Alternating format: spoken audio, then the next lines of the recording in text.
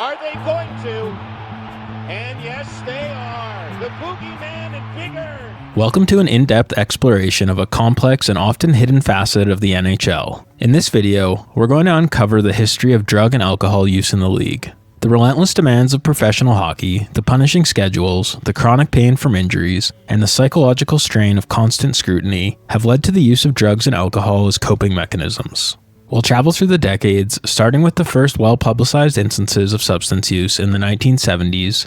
First off, you fill this up with water, wine, whatever, and you put your merchandise in here, light it up. Moving through the league's evolving drug and alcohol policies in the 1990s and 2000s. Damn. All you do is smoke weed. And arriving at the cultural shifts and challenges of today. We'll spotlight the stories of players like Don Murdoch, Bob Probert, Derek Boogaard, and Bobby Ryan, individuals whose lives and careers were profoundly shaped by their battles with addiction. We'll examine the NHL's policies, from the league's initial hardline stance to its modern rehabilitation-focused programs, and explore how hockey's unique culture has both fueled and fought against substance abuse. And we'll draw on statistics, scientific studies, player testimonials, and archival accounts to paint a full picture. So settle in as we take a deep dive into the history of drug and alcohol use in the NHL.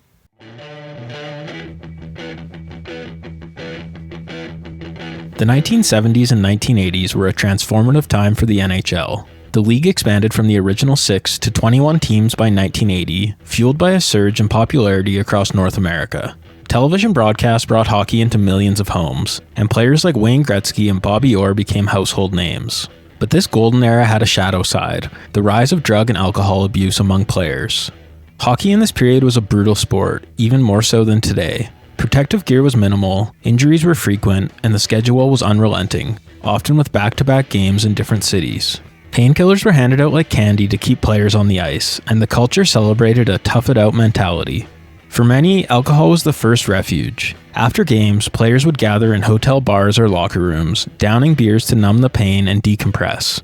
Flyers legend Bobby Clarke once recalled in a 1985 Hockey News feature that beer after the games was part of the team's culture, reflecting the era's norms. But it wasn't just alcohol. The 1970s saw recreational drug use permeate broader society, and the NHL was no exception. Cocaine, with its promise of energy and euphoria, found its way into the league. Amphetamines, known as greenies, were also used to combat fatigue during long road trips. Stimulants were a big part of the game, late 90s, early 2000s, where, we were taking lots of stimulants to get up for games. And then, once the game's over, you're so wired that you got to come down. So, yeah, you got to go out and drink so that you can actually sleep for a few hours and get up the next morning. So you get caught in that cycle, and you get caught in that routine, and your body just becomes used to it, and then it becomes the norm, right? Marijuana, though less common among players at the time, also appeared. These substances offered temporary relief, but came with a steep cost: legal trouble, ruined careers, and shattered lives.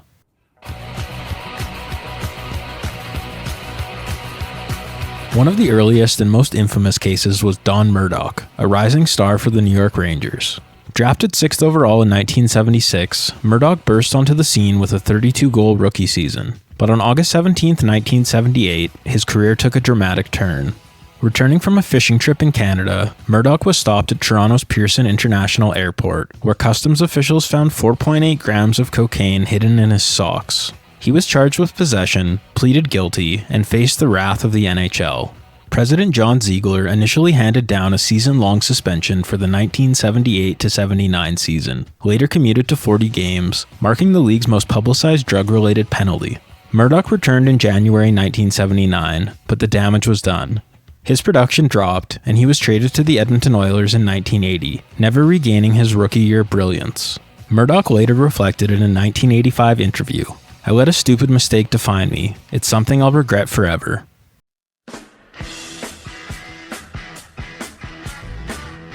In 1983, Rick Nattress, a defenseman for the Montreal Canadiens, became another cautionary tale.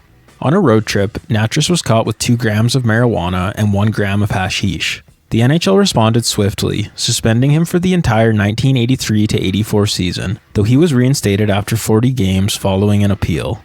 Nattress's case was less publicized than Murdoch's, but it reinforced the league's intolerance for illegal drugs.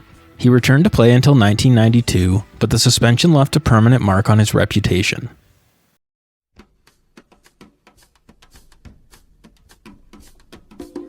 Borje Salming, the Toronto Maple Leafs' iconic defenseman, shocked the hockey world in 1986. A 7-time All-Star and one of the first European players to dominate the NHL, Salming admitted to past cocaine use during an interview. The confession came after rumors swirled, and the league acted decisively, initially suspending him for the entire season, later commuted to 8 games and a $500 fine. Salming later clarified in his 1996 autobiography, Blood, Sweat, and Hockey, "It was a one-time thing, years before, but I owned up to it. The punishment was fair."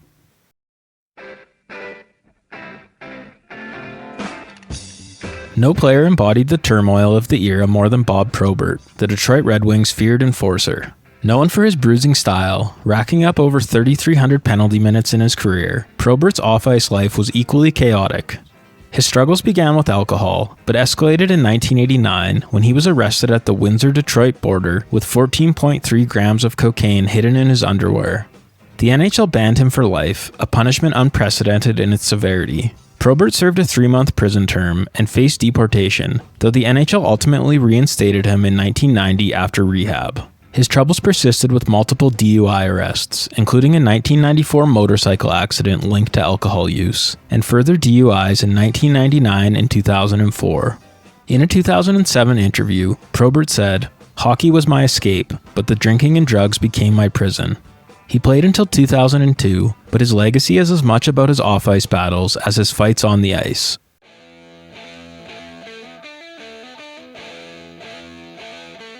In the 1970s and 1980s, the NHL's approach to substance abuse was unforgiving. The league operated under a strict code of conduct, and President Ziegler enforced it with an iron fist. Drug-related offenses triggered automatic suspensions, 40 games for a first offense, a full season or more for repeats. Although alcohol issues were largely ignored, unless they led to legal trouble or became public scandals. This punitive mindset mirrored society's view of addiction as a personal failing rather than a health issue. Is there anyone out there who still isn't clear about what doing drugs does? Okay, last time. This is your brain. This is drugs.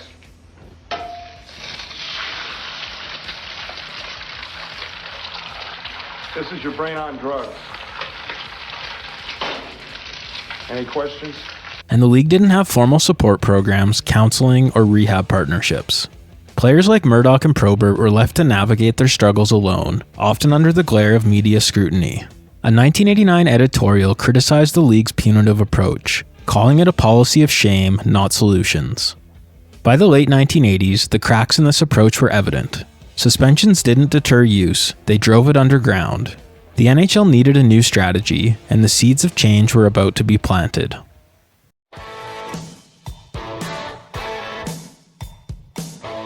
The 1990s brought a seismic shift in how the NHL addressed substance abuse. After years of criticism and mounting evidence that punishment wasn't working, the league and the NHL Players Association collaborated on a groundbreaking initiative. In July of 1996, they launched the NHL-NHLPA Player Assistance Program, initially known as the Substance Abuse and Behavioral Health Program, a joint effort to treat addiction as a medical issue rather than a disciplinary one.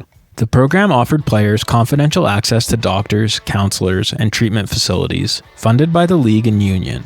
Players could enter voluntarily without immediate suspension, provided they followed a prescribed treatment plan. The program covered alcohol, prescription and recreational drugs, and later, mental health issues like depression and anxiety, which often coexist with substance use. Dr. Dave Lewis and Dr. Brian Shaw, the program's co-founders, emphasized in a 1996 press release, "Our goal is to save lives and careers, not end them."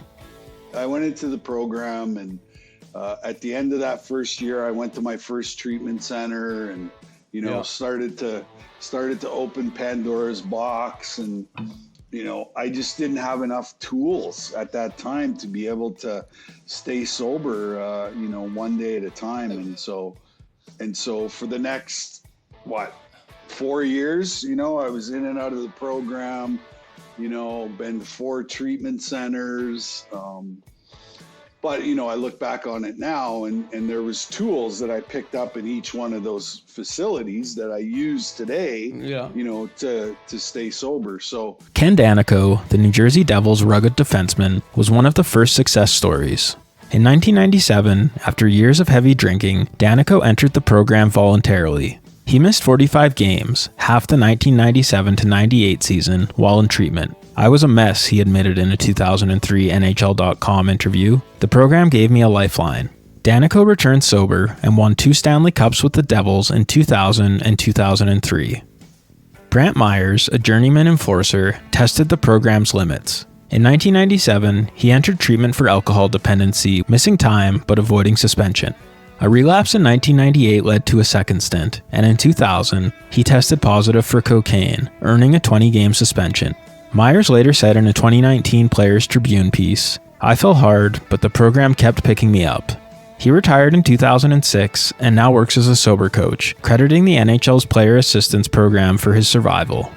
Not every story ends in triumph. Kevin Stevens, a 2-time Stanley Cup winner with the Pittsburgh Penguins, hit rock bottom in 2000. Arrested in East St. Louis with crack cocaine and a prostitute, Stevens faced felony charges. He entered the program, missing the 1999 to 2000 season's remainder, but his comeback faltered. A 2017 arrest for selling oxycodone underscored his ongoing struggle. And Stevens told The Athletic in 2018, "Addiction doesn't care about your trophies, it's a fight every day." One of the most gut-wrenching instances of addiction was Derek Boogaard's. The 6'7" enforcer, known as the Boogeyman, played for the Minnesota Wild and New York Rangers. Boogaard's career was defined by fights, over 200 in his NHL tenure, and the pain that followed. He relied heavily on prescription painkillers, with over 100 prescriptions from team doctors for concussions and injuries. A staggering number that underscores the depth of his dependency. In 2010, Boogaard entered the Player Assistance Program for painkiller addiction, but his treatment was incomplete. On May 13, 2011, he died at age 28 from an accidental overdose of painkillers and alcohol while on leave from rehab. An autopsy revealed CTE, linking his substance abuse to brain injuries from fighting. His family sued the NHL in 2013, alleging negligence in overprescribing painkillers and failing to monitor his addiction. The case was dismissed in 2017, but it exposed gaps in the league's oversight. Boogaard's death prompted tighter controls on painkiller distribution and a re-evaluation of the enforcer role.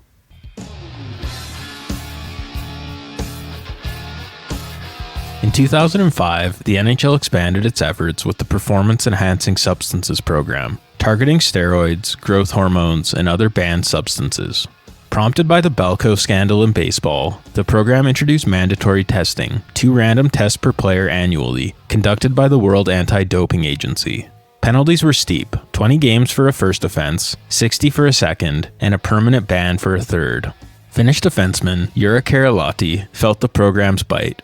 In 2002, before the program's formal launch, but under similar rules, he was caught on multiple occasions via random testing and suspended 6 months for cocaine and amphetamines. He returned to the NHL briefly, but ultimately played out the rest of his career in Europe. The program signaled the league's commitment to clean competition, though critics argued it was applied selectively. Nate Schmidt's 20-game suspension for PEDs in 2018 and Aaron Ekblad's 20-game suspension for PEDs this past season highlight the ongoing use of performance-enhancing drugs among NHL players.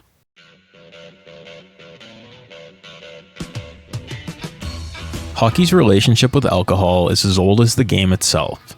In the 1970s and 1980s, beer was a post-game ritual, with teams rolling in stocked coolers after wins. And while modern NHL players aren't drinking in the locker room after regular season wins, the beer pressure culture persists. In Canada, where hockey is a cultural cornerstone, drinking is tied to masculinity and camaraderie, with alcohol commercials going hand in hand with watching hockey. We're the McKenzie brothers, eh? How's it going? Our topic today is the beauty shot. Yeah, look how beautiful it is. Look at that head. It's making me kind of thirsty right now. Hey, you can't drink beer on TV, eh? It's illegal. Okay, fine. Cut. You drank the beer? Is that a problem? No way. It evaporated. And I'm still thirsty. Go! Cut. We're gonna get sued, eh? What'd you go and drink the beauty shot for? To me, there's nothing more beautiful than an empty glass, eh? Yeah, and I get to be the designated driver. Cut! Good thing we have nowhere to go, eh? In junior hockey, rookies often face hazing rituals involving heavy alcohol consumption, with a 2008 study by the Canadian Centre on Substance Abuse finding that over 2/3 of junior players reported binge drinking. And it's clear that alcohol was a major factor in the 2018 Hockey Canada sexual assault case, which is currently being litigated in the courts.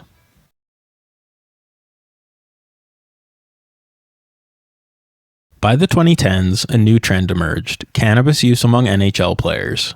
A 2025 New York Times survey via The Athletic revealed that 38% of NHL players use cannabis edibles during the season, a sharp rise from a decade earlier. Younger players, influenced by legalization in Canada and 19 US states, saw it as a safer alternative to alcohol or painkillers. One anonymous player told The Athletic, "Weed helps me sleep, keeps me calm. It's not like pounding beers." The NHL's policy on cannabis is lenient.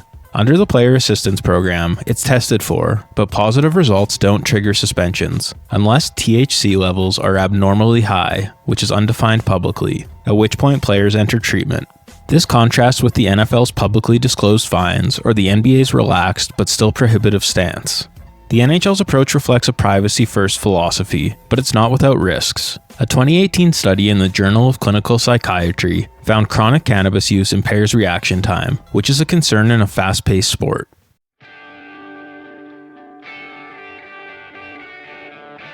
The NHL substance policies are mostly in touch with North America's other Big Four leagues, other than Major League Baseball's hardline stance on performance-enhancing drugs. The NFL's policy, updated in 2025, limits marijuana testing to the first 2 weeks of training camp, with fines starting at $10,000 for positives, escalating to $50,000 for repeat offenses. For performance-enhancing drugs, penalties include suspensions ranging from 6 to 17 games. The program also addresses other drugs of abuse, like cocaine, with testing based on reasonable cause and positive tests resulting in fines or suspensions. In the NBA, marijuana is no longer on the prohibited substances list, as of the 2023 CBA, treated like alcohol with evaluations for dependency, emphasizing treatment over punishment. To me, it clears the distractions out your brain a little bit, settles you down. It's like having a glass of wine. Yeah. So did you smoke today? Yeah. And you're just fine? I'm actually high right now. Performance-enhancing drugs carry a 25-game suspension for the first offense, escalating to a lifetime ban for the third, with random testing throughout the year. The program focuses on aftercare and counseling, though some argue minimal testing lacks deterrence. Major League Baseball does not ban marijuana, treating it like alcohol with discipline only for impairment or legal issues, updated in 2019 to reflect societal shifts. I'm gonna grab a water real quick. Yeah, for sure. He's got cotton mouth. Nah, too early for that. Yeah, right? Can you do that in the MLB? Do they test for that anymore? No, not anymore.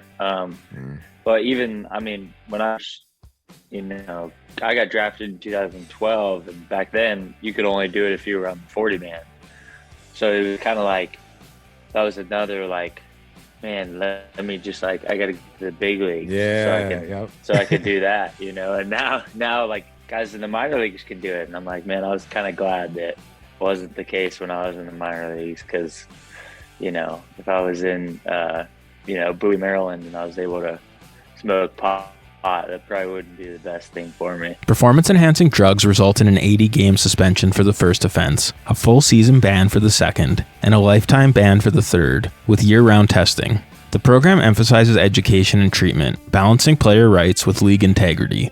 And circling back to the NHL, the Player Assistance Program provides confidential support for mental health and substance abuse, allowing players to seek help without immediate suspension, with cannabis use leading to treatment if levels are high. Performance-enhancing drugs are addressed separately, with suspensions starting at 20 games for first offenses, focusing on rehabilitation.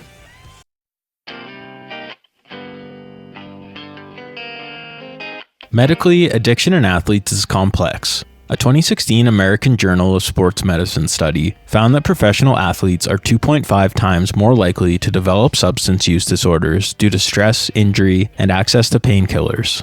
Legally, the NHL navigates a patchwork of laws. Cannabis is legal in Canada, but varies by US state, leaving players in a gray zone on road trips. There's also the cultural framework, including a long history of alcohol use, the rise in cannabis's popularity, and policy changes in other leagues, which require the NHL to find the right balance between enforcement and societal shifts.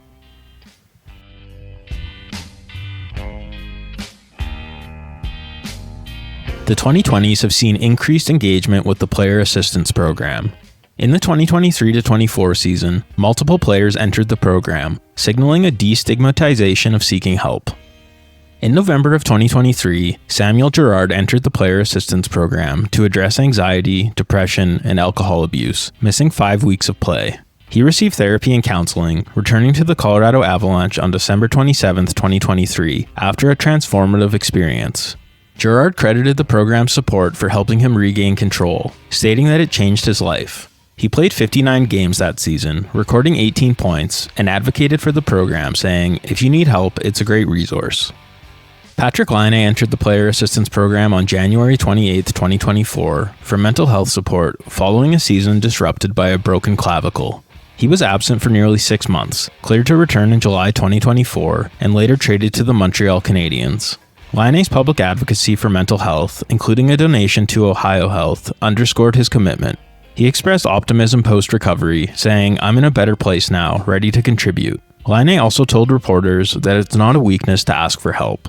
In April of 2023, Valeri Nichushkin missed playoff games after an incident in Seattle involving an intoxicated woman found in his hotel room, raising questions about personal issues. He entered the player assistance program in January 2024 for undisclosed reasons, missing 2 months, and returned to the Colorado Avalanche on March 7, 2024.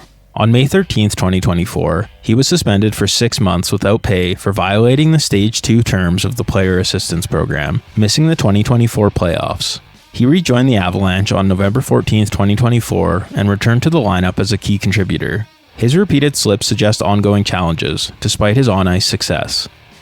Other recent entrants into the Players Assistance Program include Ethan Bear, Evgeny Kuznetsov, Jacob Vrana, Michael McCarron, Spencer Knight, Carey Price, and Connor Ingram.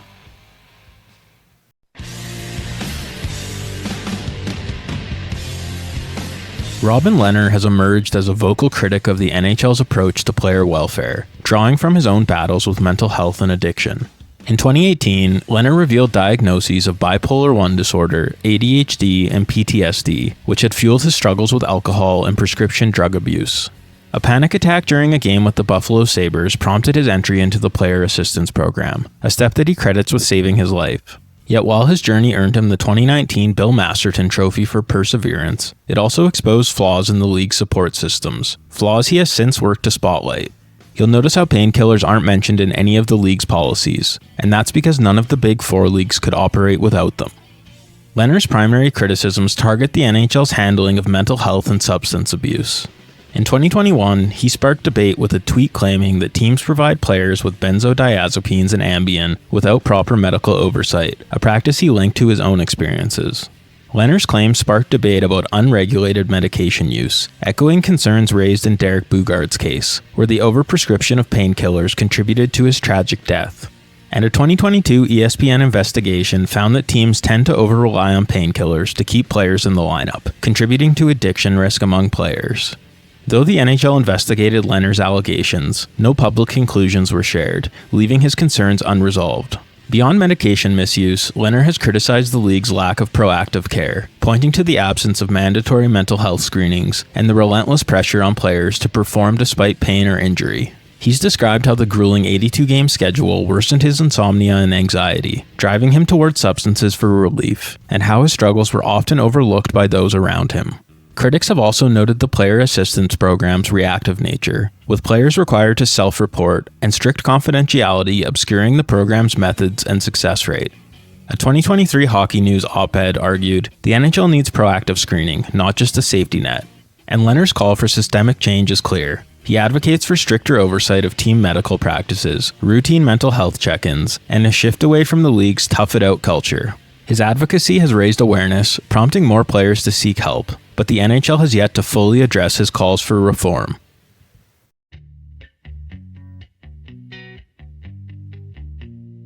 Other players who have been open about their struggles with substance abuse include Colin Wilson, who got sober after retiring in 2020, writing in the Players Tribune in 2023, "Cocaine, Ambien, weed. I used it all to escape. It cost me years of my career." Bobby Ryan, after his 2019 stint in the Player Assistance Program and 2022 relapse, told NHL.com, "Every day sober is a win, but the fight never ends."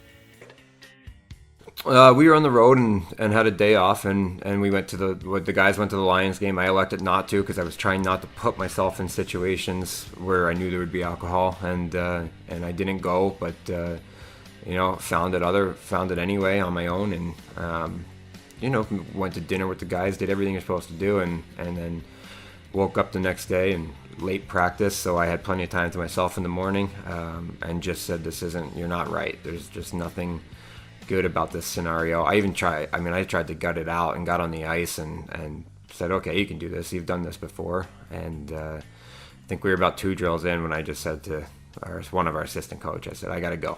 I got to go like right this second. And he kind of, I think I shocked him, and he said, well, what kind of help do we need to get you? And I said, not the kind that I can keep getting the way I'm doing this. And credit to all the guys around me, Jer and Dom and those guys that are in the room that had me on a flight within hours, and started my next journey, which has been a blessing. Brian McGrattan, an enforcer in the 2000s, battled alcohol abuse early in his career. After a 2008 bender led to a trade from Ottawa, he got sober through the Player Assistance Program. After retiring, McGrattan spent 5 seasons as the Calgary Flames Director of Player Assistance, telling Sportsnet in 2022, "I turned my pain into purpose."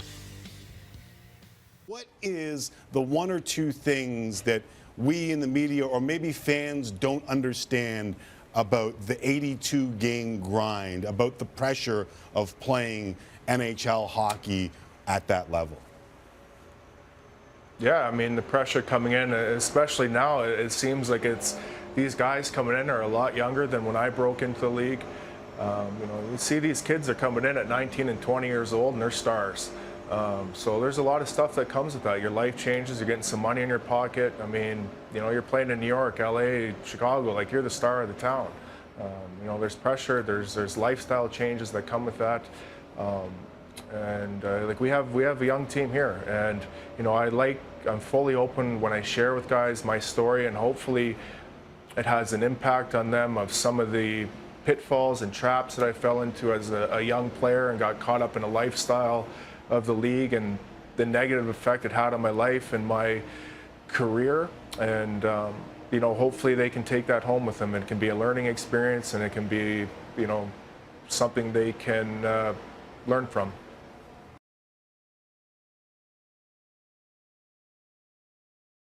Not every player with substance issues enters the Player Assistance Program, with the following 3 players continuing their careers to varying degrees of success after a drug or alcohol-related incident. Mike Richards had his career cut short in 2015 due to a drug-related incident.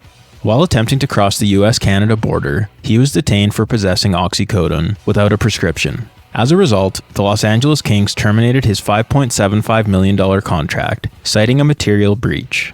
This event effectively ended his 749-game NHL career, which included stints with the Kings, the Flyers, and the Capitals. Although the charges were later stayed, Richards played in just 39 more NHL games with the Washington Capitals in 2015-16, marking a brutal end to his once successful tenure in the league. Richards won 2 Stanley Cups with teammate Jarrett Stoll in 2012 and 2014 with the LA Kings. Stoll also faced a drug-related setback in 2015 when he was arrested in Vegas for possession of cocaine and ecstasy, leading to his release from the Kings. Much like Richards, Stoll played one more season after the arrest, spending time with the Rangers and Wild before retiring at the end of the 2015-16 season. On July 9, 2015, Ryan O'Reilly, then a forward for the Buffalo Sabres, was involved in a car crash in Lucan, Ontario. Around 4 a.m., his 1951 vintage green Chevrolet pickup truck collided with a Tim Hortons coffee shop, causing property damage but no injuries. Police discovered the abandoned truck nearby and found O'Reilly and a friend walking in the vicinity, determining they had been drinking. O'Reilly faced charges of impaired driving and failing to remain at the scene. In July 2016, he was acquitted of all charges after a key witness, a Tim Hortons employee, confirmed that she didn't see whether it was O'Reilly or his friend who was driving the truck, leading to the case being dismissed due to insufficient evidence. Despite the legal ordeal, O'Reilly's career thrived, later winning the Stanley Cup with the St. Louis Blues in 2019 and earning the Conn Smythe Trophy as playoff MVP.